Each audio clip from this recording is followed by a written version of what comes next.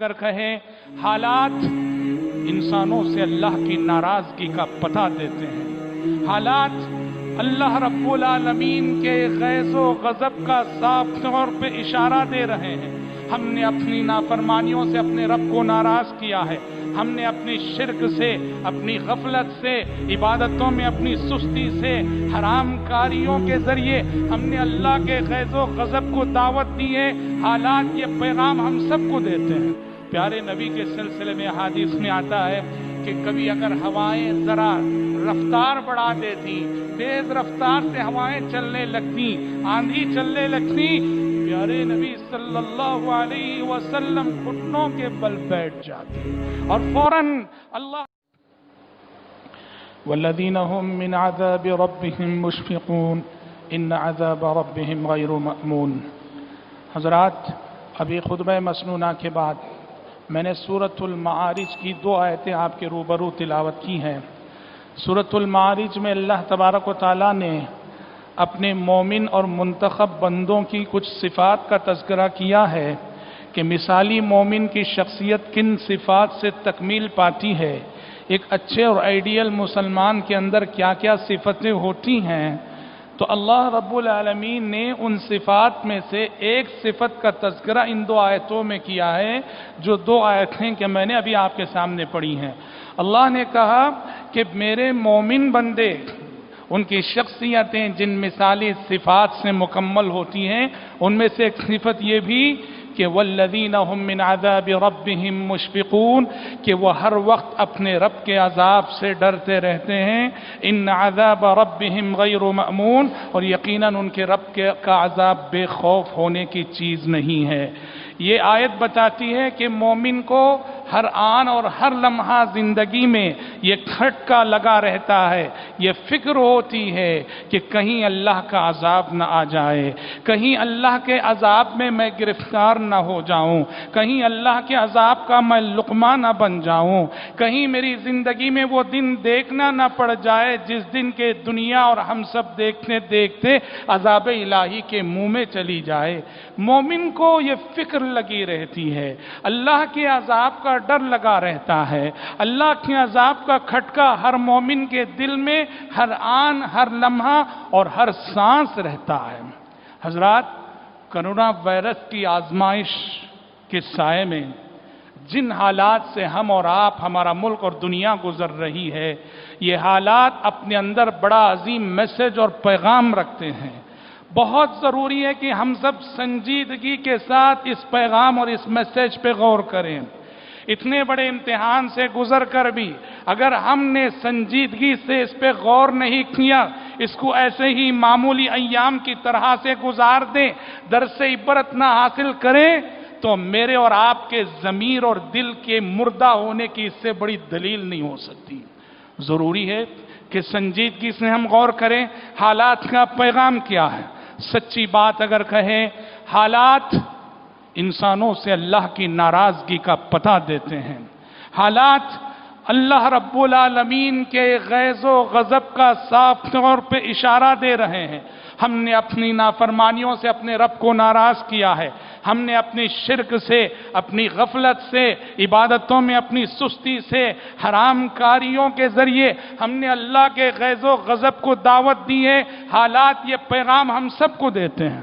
پیارے نبی کے سلسلے میں حدیث میں آتا ہے کہ کبھی اگر ہوائیں ذرا رفتار بڑھا دیتی، تیز رفتار سے ہوائیں چلنے لگتی، آندھی چلنے لگتی، پیارے نبی صلی اللہ علیہ وسلم گھٹنوں کے بل بیٹھ جاتے اور فوراً اللہ کے نبی کی زبان پہ یہ دعا تھی، اللہم اجعلہا ریاحا ولا تجعلہا ریحا، اے اللہ یہ تیز چلنے والی ہوائیں ان کو رحمت والی ہوائیں بنا دے، عذاب والی ہوائیں نہ بنا۔ قوم عاد کو اسی ہوا اور آندھی کے ذریعے سے ہلاک اور برباد کیا گیا تھا۔ ہوا تیز چلتی تو پیارے نبی پریشان ہو جاتے، تیز چلنے والی ہوا کو پیارے نبی عذاب کی نظر سے دیکھا کرتے تھے، بے چین ہو جاتے تھے، پریشان ہو جاتے تھے۔ اور آج کیا سے کیا ہو گیا، دنیا زیر و زبر ہو گئی کرونا وائرس کی آزمائش کے بعد۔ دنیا کا نظام درہم برہم ہو کر رہ گیا، زندگی کا کوئی شعبہ ایسا نہیں جو کرونا وائرس کی آزمائش سے متاثر نہ ہو۔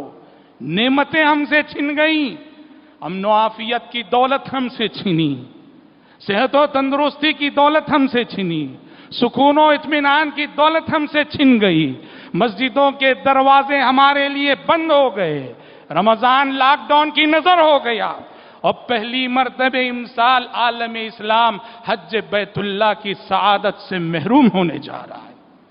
کیا یہ سب اللہ تبارک و تعالیٰ کا عذاب نہیں؟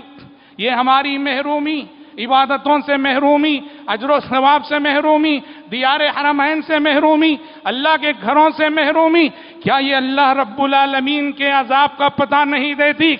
اور اتنا ہی نہیں، حالات کا اگر آپ بغور جائزہ لیں گے، عذاب در عذاب، عذاب بر عذاب، معیشت کی کیا صورتحال ہے، ملکی سطح پر بھی عالمی سطح پر بھی معیشت کی ایسی کمر ٹوٹی ہے، اب حکومتیں جانوں کی فکر چھوڑ کر معیشت کی فکر کرنے لگی ہیں۔ معیشت کا وہ برا حال ہوا ہے، ٹڈیوں کا حملہ ہوا، ٹڈیاں افریقہ کے کئی ممالک کا سفر کرتی ہوئی ہندوستان پہنچی، راجستھان وغیرہ کے علاقوں میں انہوں نے کھیتیوں کو تباہ و تاراج کر ڈالا، طوفان آئے، ویسٹ بنگال میں امفان طوفان آیا اور مہاراشٹر میں نسرگا طوفان آیا۔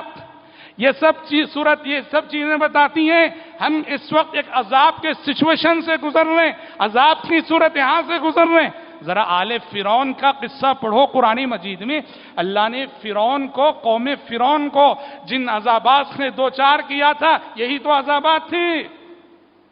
معیشت ان کی برباد ہوئی، اللہ نے ان کی معیشت کو برباد کیا، فرمایا وَلَقَدْ أَخَذْنَا آلَ فِرْعَوْنَ بِالسِّنِينَ وَنَقْصٍ مِّنَ الثَّمَرَاتِ لَعَلَّهُمْ يَذَّكَّرُونَ۔ موسیٰ علیہ السلام کی دعوت کو ٹھکرانے کے نتیجے میں ہم نے فرعون اور آل فرعون پر قحط سالی مسلط کی، ان کے پھلوں میں کمی کر دی، ان کی پیداوار میں کمی کر دی، تاکہ وہ لوگ نصیحت حاصل کریں، اپنا محاسبہ کریں۔ اور جب بھی نہیں سنبھلے فَأَرْسَلْنَا عَلَيْهِمُ الطُّوفَانَ، ہم نے ان پہ طوفان بھیجا، فَأَرْسَلْنَا عَلَيْهِمُ الطُّوفَانَ وَالْجَرَادَ، طوفان اور سیلاب کے بعد اللہ نے قوم فرعون پہ عذاب کے طور پہ ٹڈیاں مسلط کی۔ دیکھو جو چیزیں اللہ نے قوم فرعون کے سلسلے میں بتائی، آج وہ میری اور آپ کی آنکھوں کے سامنے ہو رہی ہے، اور افسوس ہے کہ تب بھی ہم میں سے بہت سارے افراد ایسے ہیں جنہیں حالات کا شعور تک نہیں ہے۔ یہ ضمیر کی موت ہے، یہ دل کی موت ہے، اور یہ غفلت کی وہ انتہا ہے جہاں انسانوں کو شاید موت کا فرشتہ ہی بیدار کر سکتا ہے، عذاب کا کوڑا ہی ایسے لوگوں کو بیدار کر سکتا ہے۔ آج ضرورت ہے ہم تسلیم کریں، ہم عذاب کی سچویشن سے گزر رہے ہیں، عذاب کی صورتحال سے گزر رہے ہیں۔ جب بات ایسی ہے، قرآن مجید اس صورتحال سے نکلنے کا راستہ بھی بتاتا ہے۔ اس صورتحال سے کیسے نکلے ہم؟ صرف ظاہری اسباب نہیں، سماجی فاصلہ رکھو، مصافحہ نہ کرو، معانقہ نہ کرو، پاکی صفائی کو، یہ تو کرنا ہے، ظاہری اسباب ہیں، لیکن عذاب الہی کو دعوت دینے والی چیز میرے اور آپ کے گناہ ہیں، ہم انسانوں کی غفلتیں ہیں، اس لیے اس عذاب کے بادلوں کو ٹالنے کے بھی معنوی ذرائع اور معنوی اسباب اپنانا ضروری ہے، جن میں سب سے پہلے اپنی غفلت، اپنی کمی اور اپنی کوتاہی کا احساس اور اعتراف کرتے ہوئے انسان سارے کے سارے کثرت سے اللہ رب العالمین کی جناب میں استغفار کریں۔ استغفار اللہ کے عذاب کو ٹال دیتا ہے، استغفار عذاب کے منڈلانے والے بادلوں کو ہٹا دیتا ہے۔ کثرت سے استغفار کریں، استغفار کا اجتماعی کردار امت میں دکھنا چاہیے۔ اللہ نے کہا وَمَا كَانَ اللَّهُ لِيُعَذِّبَهُمْ وَأَنْتَ فِيهِمْ وَمَا كَانَ اللَّهُ مُعَذِّبَهُمْ وَهُمْ يَسْتَغْفِرُونَ۔ اے پیغمبر، آپ کے ان کے درمیان رہتے ہوئے اللہ انہیں عذاب نہیں دے گا، اور اللہ اس حال میں بھی انہیں عذاب نہیں دے گا کہ وہ استغفار کرتے رہیں۔ اس آیت میں عذاب الہی سے بچنے کے دو ذریعے بتائے گئے، ایک نبی کا وجود امت کے درمیان، اب تو نبی نہ رہے، رخصت ہو گیا آپ صلی اللہ علیہ وسلم، اور عذاب سے بچنے کا دوسرا ذریعہ بتایا گیا استغفار۔ کہا جب تک لوگ استغفار کرتے رہیں گے ہم انہیں عذاب نہیں دیں گے۔ پتہ چلا کہ استغفار کا اجتماعی کردار اس وقت امت سے مطلوب ہے۔ افراد ہوں گے استغفار کرنے والے، لیکن یہ پورا کردار پوری امت سے مطلوب ہے۔ امت استغفار کے اجتماعی کردار کا ثبوت پیش کرے، ہر کوئی اپنی اپنی جگہ اپنی گناہوں، اپنی غفلتوں، اپنی خطاؤں کا احساس کر کے استغفار کرے۔ دوسری چیز دعا اور مناجات، عذاب کی صورتحال سے ہمیں نکالنے والی چیز دعا اور مناجات، اللہ سے گریہ وزاری کرنا، رو رو کے مانگنا، دعائیں کرنا۔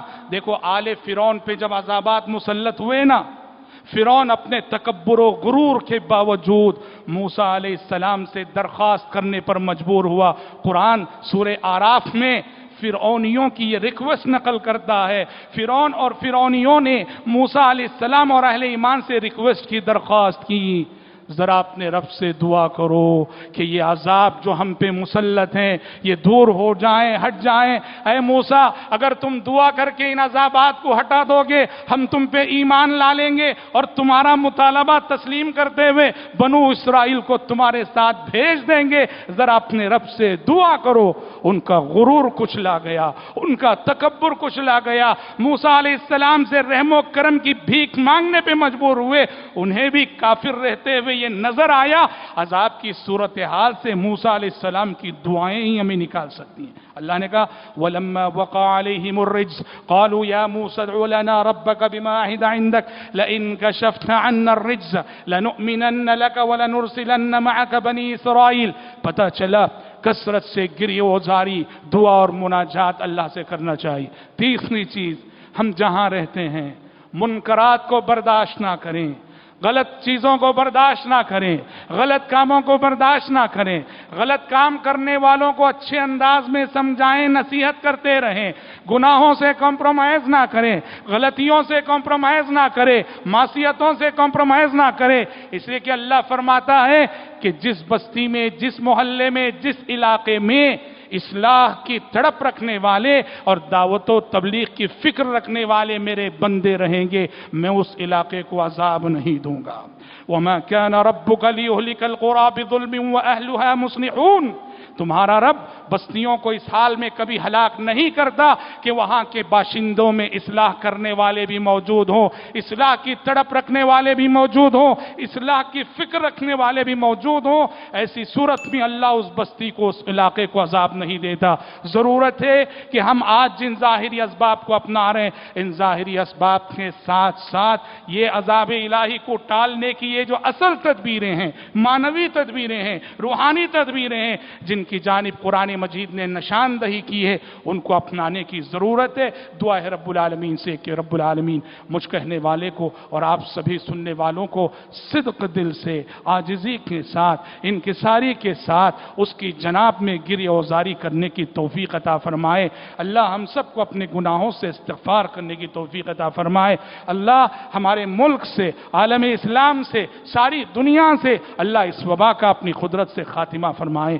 آمین۔ بارک اللہ لنا ولکم فی القرآن العظیم۔ أرسلناك إلا رحمة